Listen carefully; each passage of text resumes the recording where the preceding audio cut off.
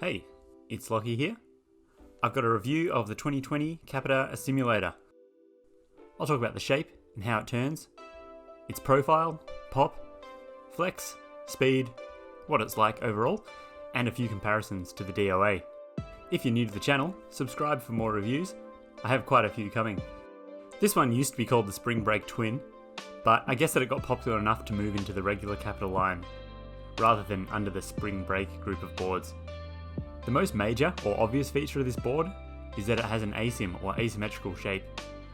On regular boards, the side cut is the same on the toe side as it is the heel side, but on asym boards they're a bit different. The heel side on an asym board has a smaller radius, sometimes called a deeper side cut or a tighter side cut than the toe side, which is designed to even out some of the imbalances of the body. It's pretty easy to make small, quick adjustments when you're turning on your toe side thanks to the way our feet and ankles bend forwards, but it's much harder on your heels.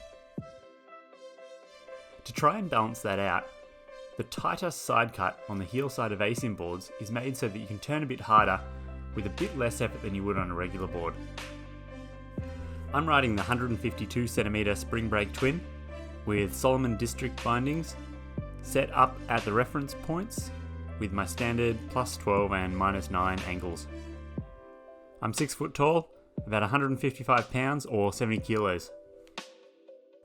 At least for me, I've found that it isn't a huge or super noticeable feature on any asym board that I've ridden, but it gives a nice and smooth feeling when you turn, especially when you're swapping quickly from edge to edge. Because it means that the board has to have a specific heel side and a specific toe side, asym boards are almost always twins, so that both regular and goofy riders can still ride the same board. There are a couple of weird exceptions like the GNU Zoid, but you aren't likely to run into them very often. You can pick most asym boards fairly easily. To highlight the fact that they're asym, they often have crazy shapes on the nose and tail, except for most GNU boards which keep it pretty subtle. The Asymulator turns nicely. In all the conditions I ran into, it had smooth and easy turns, and it felt solid the whole way through. On hard-packed snow, it still held a good edge, but that would be more to do with the camber profile.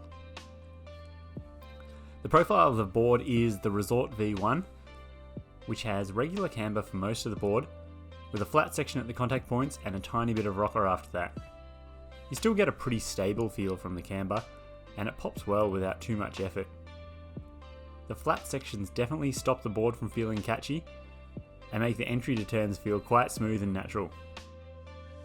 The flex is rated at around a 6 out of 10, though to me it felt softer than that. I didn't notice it too much when riding, but looking back on the video there was a few times I noticed after landing pretty small jumps or side hits, it flexed quite a bit and I had to count on the tail to keep it under control. The speed is quite good. It has a sintered base, which I had freshly waxed. It was spring conditions when I was riding, so it was hard and fast in the mornings, turned to slush by lunchtime, and got pretty slow in the afternoon. It kept the speed up well most of the time, and by the afternoon, when it was warm, it slowed down, but so did everyone else in those conditions. It rode very smoothly on rails. It wasn't detuned or anything, and I think that the flex is probably perfect for a park board, at least in that size board at my weight. The Asymulator shares quite a few things in common with the DOA or the Defenders of Awesome, and they both have a fairly similar ride. Both boards are twins, have the same Resort V1 camber profile, medium flex and sintered bases. There are a few technical differences, but they're fairly minor. The DOA is a bit cheaper, not asymmetrical, but it would be another good option if you want to save a bit of money or you're into the graphics or the look of the Asymulator. The one thing that I thought was pretty interesting, I was riding the 152cm Asymulator, that is a bit shorter than I normally ride. Though the effective edge is quite long at 117cm. To give you an idea of what that means, the 156cm DOA has an effective edge of 117 as well.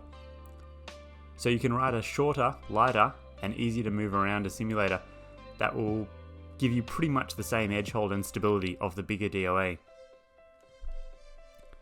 I would easily be able to recommend the Asymulator for any intermediate or above riders who want to ride in the park a bit, but have one board that does well everywhere.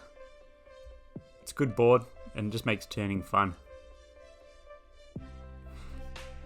If you have any questions about the Asymulator or need help choosing a board, let me know in the comments.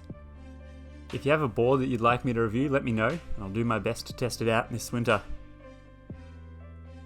If you have already narrowed down the gear you want, and you're looking to find out where you can buy it on sale, I have a handy page at snowboardrobot.com/search that searches through almost 50 online stores in the US.